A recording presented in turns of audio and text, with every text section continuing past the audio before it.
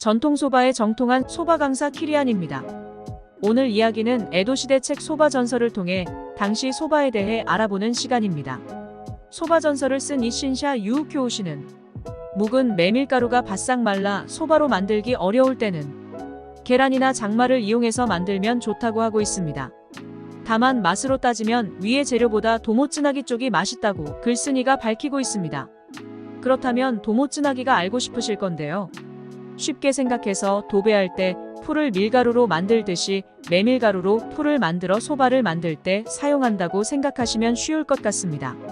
메밀풀의 끈기를 이용해서 소바를 만드는 방법입니다. 메밀에 끈기가 없어 고육지책으로 만들어낸 방법 같은데요. 똑같은 메밀이라 더 좋았다고 합니다. 계란 등 다른 재료 특유의 냄새나 이질감이 없어 맛에서 좋은 느낌을 받을 수 있었던 것 같습니다.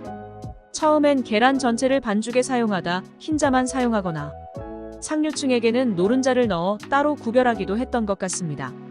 밀가루에도 계란을 넣어 면을 만들었지만 우동으로 부르지 않고 따로 계란면이란 이름으로 불렸다고 합니다. 시골에서 만드는 소바 중에 말을 이용하는 소바가 있었는데요. 미지근한 물을 이용해 연결에 사용하는 것이 좋달라는 내용이 소바 전서에 소개되고 있습니다. 마가 메밀에 사용된 것은 시골에선 국수로 만들기 위해서가 아니라 볼륨을 얻기 위해 배불리 먹을 수 있으면 좋았을 때라 메밀죽을 끓여 말을 넣어 먹는 것이 시작이었던 것 같습니다. 18세기 초에 쓰인 요리 하야시 미나미의 야마카케 소바의 요리법은 찬말을 갈아 넣은 국물을 뜨겁게 해서 소바에 부어 먹는다라고 알려져 있습니다.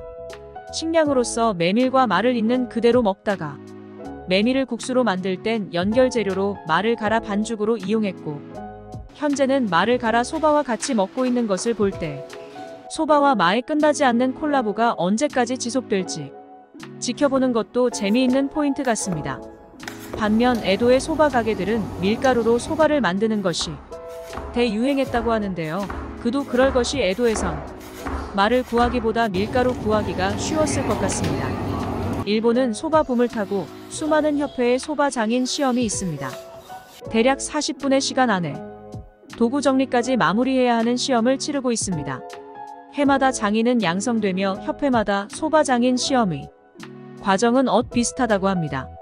수많은 장인이 해마다 탄생하는데 그 많은 사람이 왜 소바에 도전하는지 이유를 보게 되면 장인 타이틀로 얻게 되는 이익이나 개업 또는 취직, 취미나 운동 등 여러 가지 이유가 있습니다만 중요한 포인트는 소바 맛으로 귀결되고 있습니다. 한 종류의 음식을 이렇게 많은 사람들이 취미로 즐기는 것은 흔하게 볼 수 있는 사례는 아닌 것 같은데요. 만들고 나서 소바를 맛보는 즐거움이 큰 것 같습니다.